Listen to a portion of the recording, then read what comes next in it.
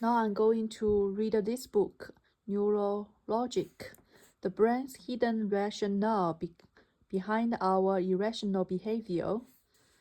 This book, let's first see the contents. Introduction, our unconscious logic. What do the blind see when they dream? Blind see when they dream. It's about dreaming. Can zombies drive to work? Okay. Can you? I think, yeah, zombies, they have strengths, they can drive, they can control our habits, self-control, and the possibilities of human automatism. Yeah, zombies, human automatism, automatic machine. Can your imagination make you a better athlete? On motor control, learning, and the power of mental stimulation. Can we remember things that never happened? On memory, emotion, and the egocentric brain. Why do people believe in alien abductions? I don't believe. Why do schizophrenics hear voices? Okay, that's about me. Can someone be hypnotized to commit murder? Why can't split personalities? Okay, I don't. Maybe I am this. Shell prescription glasses. Prescription glasses on personality, trauma, and the defense of the self. I would like to see this first. 121. 110.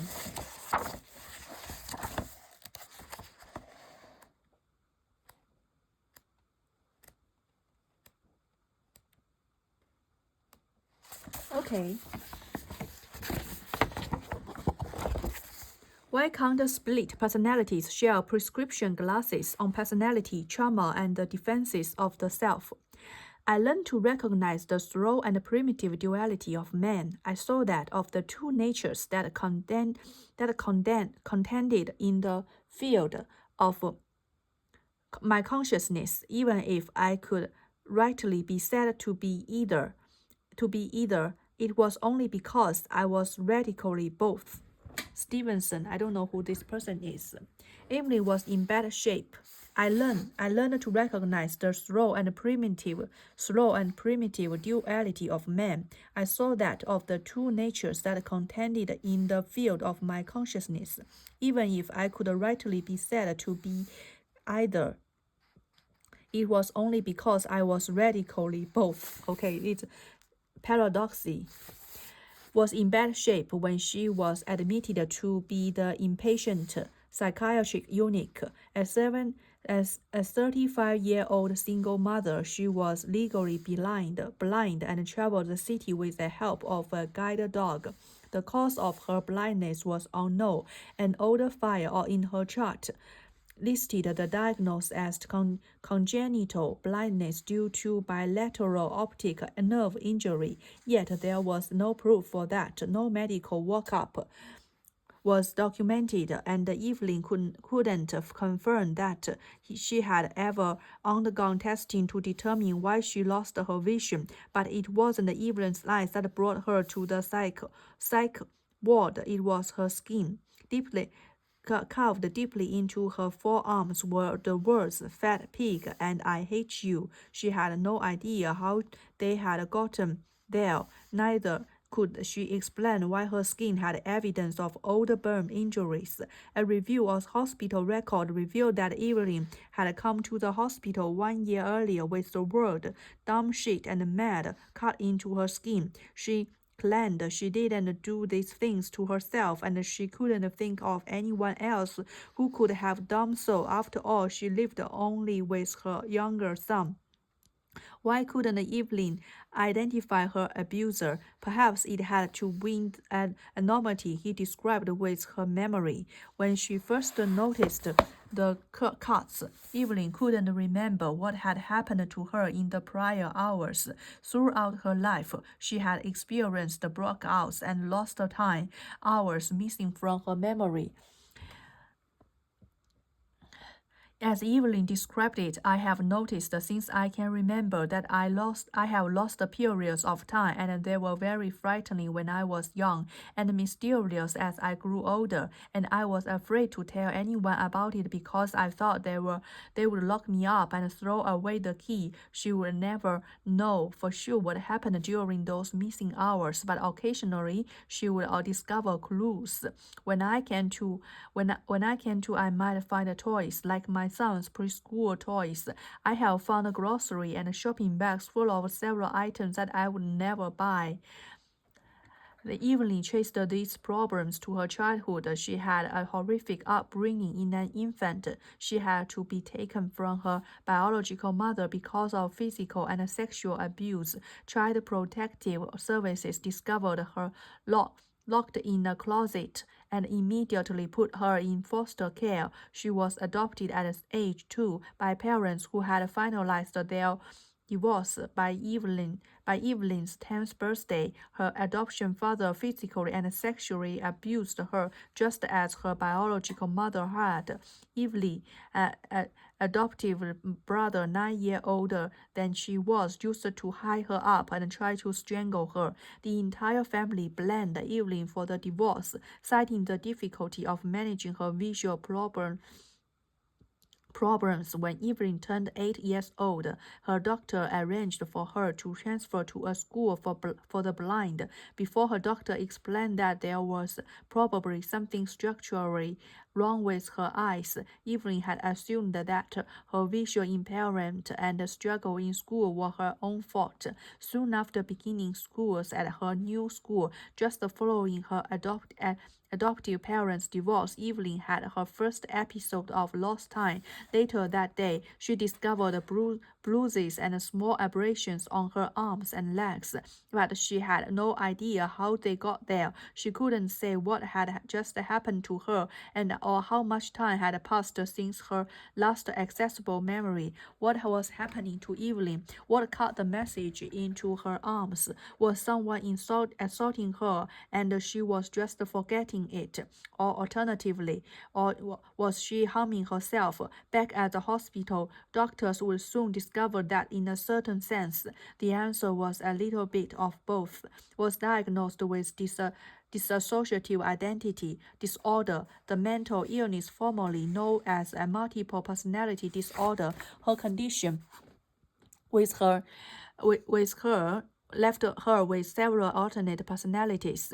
There was the adult female character Fanny, had a baby named Cynthia. There was the scary-looking 10-year-old girl Sarah, who had a red, stringy hair, brown eyes, and freckles. Finally, there was Kimmy, an looking 4-year-old girl with blue eyes and short blonde hair. Her mannerism changed depending on which personality was in play. As Evelyn, she came across as intelligent, mature, and remarkably articulate.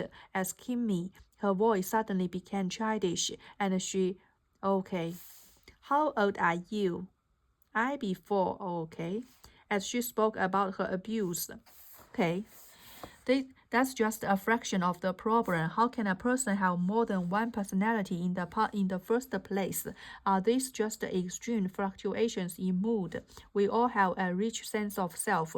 It's not simply that we understand ourselves or know our tendencies.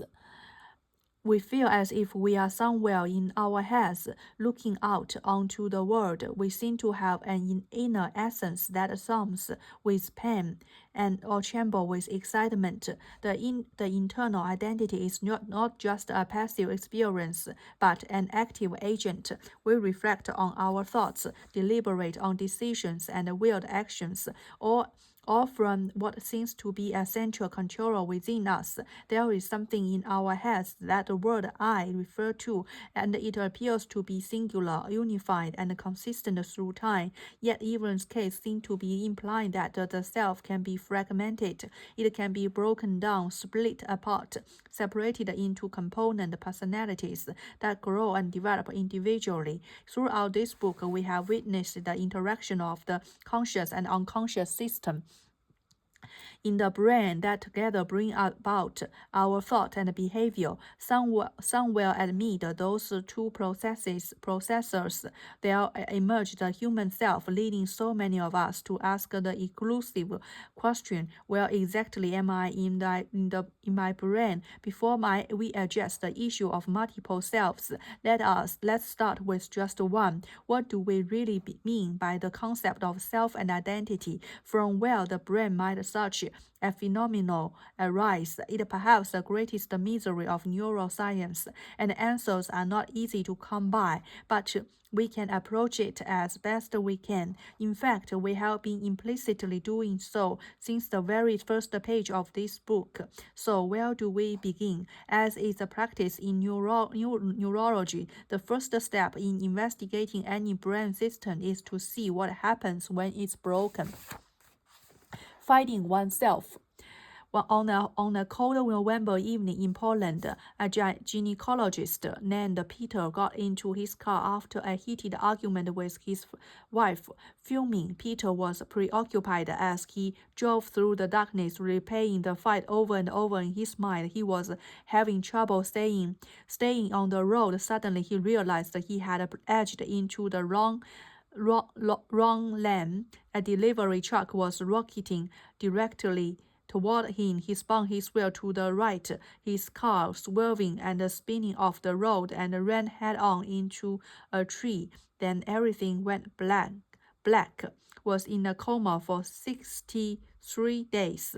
When Peter finally awoke, he wasn't the same. Before the accident, he was fun, witty, and personable guy. At the age of 43, he had a wife and 3 children and loved to play with his dog. Now, tragically, he didn't know who he was. He could easily name famous public figures, yet didn't know his own name, and that was only the beginning. Over the next decade, a group of psychologists checked Peter's mental state as his neurological deficit took a number of different forms, all seemingly related to damage to his identity and sense of self. For starters, was unable to recognize his own appearance when a therapist named Jack had Peter stand in front of a full-length mirror with him. They had the following exchange: "Who is that, Peter? What? Who do you see there?" "I don't know. Oh my God, that monster is staring at me." "And who else do you see in the mirror?" "I don't know, but maybe Jack. I think you said so. Isn't that right?" Peter was able to identify a man he barely knew. He could not recognize his own reflection. Tragically, he also couldn't recognize those closest to him. When Peter's family came to visit, he began shouting, "I don't have a family. My family was all killed in an accident. I don't know these people. They were they are body doubles of my entire family. Body doubles of my entire family. Oh, I don't know. You may remember that. This is Capgras syndrome, the condition which people in which people believe that those around them have been replaced by physically identical imposters, as we discussed in Chapter 5. Conge syndrome, Capgras syndrome, like in its counterpart, Cotard delusion, in which people believe themselves to be dead, in a symptom of feeling oneself to be dissociated from the world. When people with Capgras syndrome see their loved ones, they don't feel that emotional connection they are supposed to, and their brains concoct a story to explain the disconnect. In that sense, Capgras syndrome is a manifestation of a faded sense of self. Peter's next symptom was another one we would encounter before: gaps in his memory. He couldn't remember basic facts about his life. For example, he denied ever having had a dog. When his therapist brought the dog over to convince him otherwise, Peter exclaimed, "A lump of fur like that! I don't own a dog. I wouldn't want such a rubbishing thing. I'm afraid of this dog.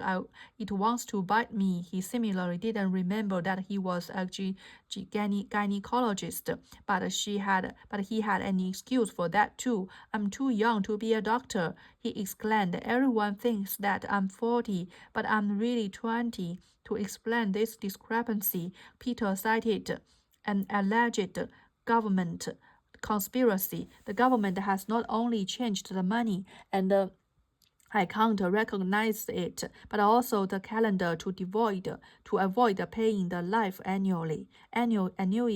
They added 30 years to the established calendar, and as a result, I am supposed to be 45 years old, but really I am 25. They want to get rid of me. I am scared. The government had not only changed the money, and I can't recognize it, but also the calendar to avoid paying the life annuity. The annuity. They added 30 years to the established calendar, and as a result, I am supposed to be 45 years old, but really I am 25. They want to get rid of me. I'm scared. Peter had developed a confabulation. His brain was unconsciously bridging the gaps in his memory, concocting stories to explain his various deficits as logically as possible. He didn't remember owning a dog, as he touted the excuse that the animal was rubbishing and had the intent to bite him. He wouldn't own a rubbishy or a violent pet, so that couldn't possibly be his dog. When he couldn't remember his profession, he confabulated the idea that the government manipulated the calendar, and that for each element of his identity that Peter lost, his unconscious brain was quick to generate and explain to cover up the void. His personal identity was broken, yet his brain was trying to put the pieces together. It seems, however, that Peter's injury was too severe. His loss of personhood too profound to be mended by these patches. The gap was too large to fill. Peter's brain had to look elsewhere to fix his loss of self, unable to extract enough information from its own store of knowledge and memory. With people's fragile identity hanging in the balance, his brain began to borrow from other people. While in the hospital, shared a room with a patient named Jarek, who had just undergone knee surgery. One morning, when the staff came by his room, Peter demanded that he be brought a wheelchair. He said he couldn't walk because of his knee operation. He also mentioned that his name was actually Jarek. Later was approached by a 29-year-old art therapist who explained that his job was to use art to help teach self-expression. Grabbled the brushes from him and refused to return them, claiming that he needed them for his profession. He also stole the art therapist's name and claimed to be 29 years old. Okay, the changes that Peter underwent all appear to be related to his sense of self. So the question is, what parts of his brain did he lose in the car accident and that caused these deficits? An MRI of the brain showed that Peter had suffered damage to his frontal and temporal lobes, together known as the frontal temporal region. The worst of it was in the right hemisphere. Not recognizing oneself in the mirror, Congress injuries, and confabulation are all associated with right frontal temporal lobe damaging. That pattern of brain damage is consistent with a slew of cases from the annals of the pattern of brain damage is consistent with a slew of cases from the annals of neurology of patients who lose their sense of identity. For example, consider the condition of esomalacia, in which people lack the feeling of ownership over a limb that has been paralyzed. They claim that the immobile arm or limb doesn't belong to them. Feinberg, a neurologist and an expert in epidemiology, recorded the following exchange with such a patient, Nan Shirley, who denied ownership of her left arm after it had become paralyzed.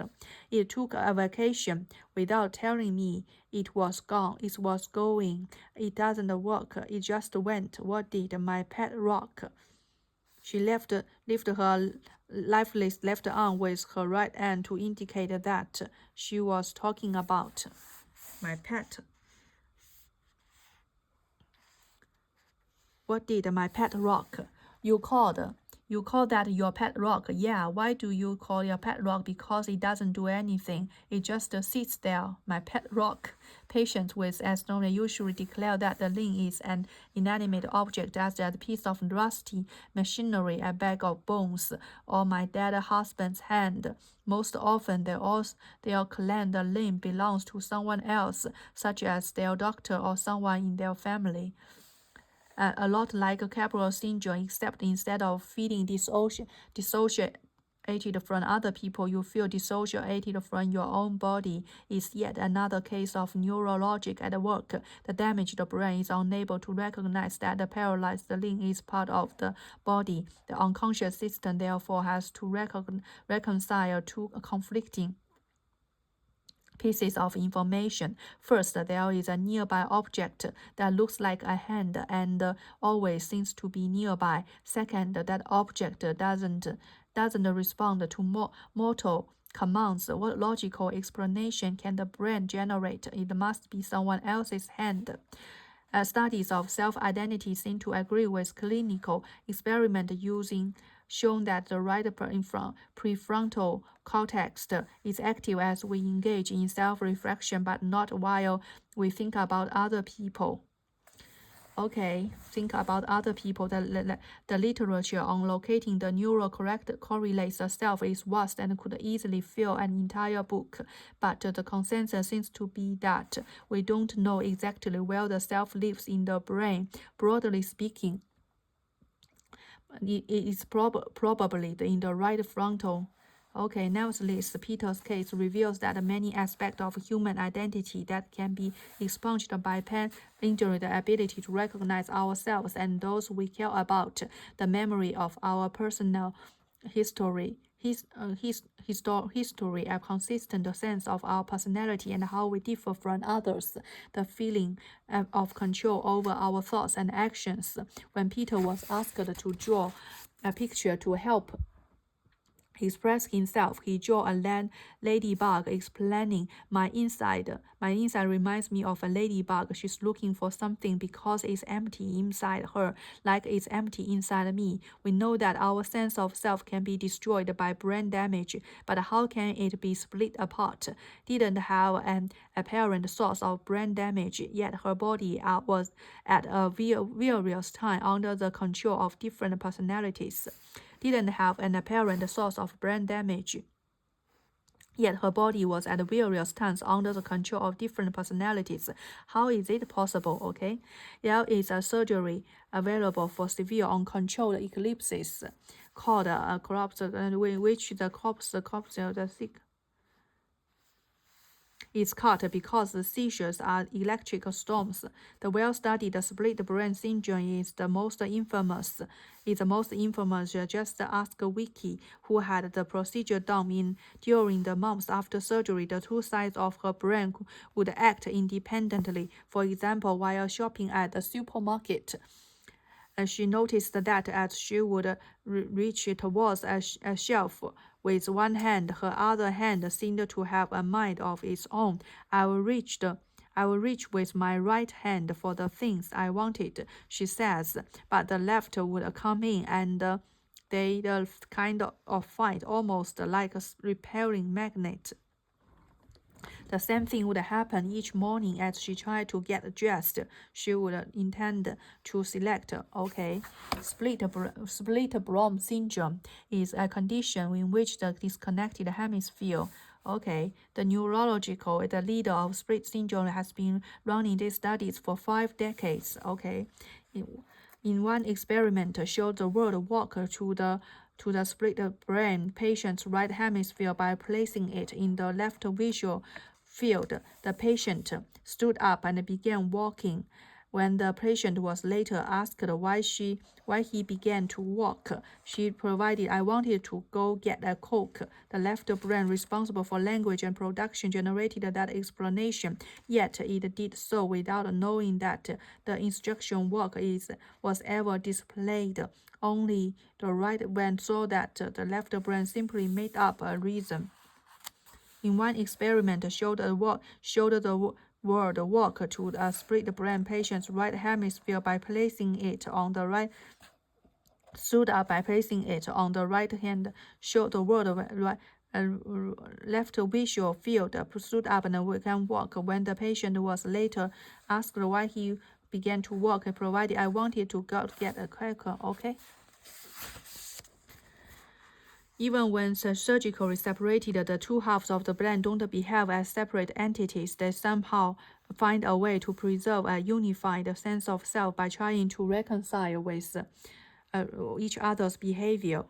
Attitude this phenomenon to the effort of left hemisphere, at least in the split experiment, the left is filling in the gaps. Whether there is a left hemisphere interpreter, the brain has a tendency to fill voids in our thinking and perceptions whenever they may be incomplete. Each time the brain fills in the gaps, it does so with a purpose to preserve our sense of self. The unconscious system is slowly focused on protecting our personal narrative. Unconscious is slowly focused on protecting our personal narrative, the stability of human identity, and its efforts are never more evident than in cases of emotional trauma. So to preserve our sense of self is super important.